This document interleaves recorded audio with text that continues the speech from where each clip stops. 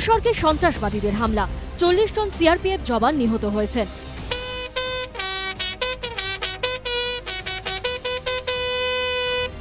কেউ ছেলেকে হারিয়েছেন, কেউ বাবাকে, কেউ ভাইকে, কেউ স্বামীকে।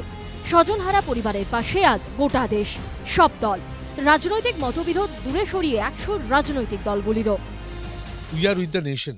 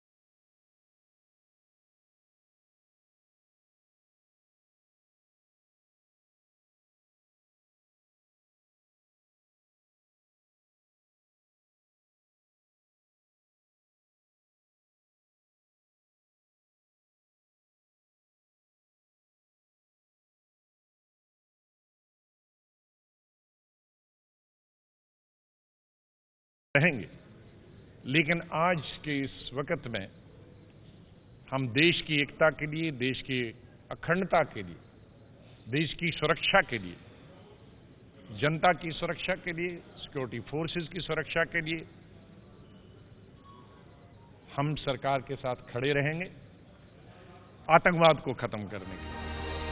পর্যবেক্ষকরা বলছেন, এখন পাকিস্তানে বসে জঙ্গি নেতারা ভারতীয় যুবকদের নাশকতামূলক কাজে ব্যবহার করছে, যেমনটা ঘটেছে কাশ্মীরি যুবক আদিল আহমেদের ক্ষেত্রেও।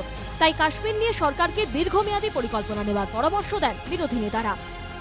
আমরা দাবি জানিয়েছি যে এই সমস্যার সমাধানে শুধুমাত্র বল প্রয়োগ নয়, তার সাথে সেখানে এই কাশ্মীরের সমস্ত স্টেক হোল্ডার্স, সেখানকার জনগণ এবং গণতান্ত্রিক বিভিন্ন সংস্থা তাদেরকে যুক্ত করতে হবে এবং এই যে প্রচেষ্টা এটা যেন লাগাতার থাকে। তৃণমূলের পরামর্শ, এই ইস্যুতে প্রধানমন্ত্রীর উচিত সব রাজনৈতিক দলের প্রধানদের নিয়ে উচ্চ পর্যায়ের বৈঠক ডাকা। আমরা প্রথম বলেছি যে সংসদীয় দলের নেতাদেরকে ডেকে এই গুরুত্বপূর্ণ বিষয়গুলো আলোচনা না করে মূল রাজনৈতিক দলগুলোর সভাপতিদের ডেকে বৈঠক করলে তার গুরুত্ব অনেক বেশি। আজকে এত দলের সভা হয়েছে, কিন্তু সভাপতি ছিলেন মাত্র 3টে দলের। সন্ত্রাসবাদ রুখতে একজোট সব দল। এই পরিস্থিতিতে সন্ত্রাসবাদের বিরুদ্ধে ব্যবস্থা নেওয়ার জন্য কার্যত সরকারকে ছাড়পত্র দিয়েছে বিরোধী দলগুলি। বিজেন্দ্র সিংহর রিপোর্ট, এবিপি আনন্দ, নয়াদিল্লি।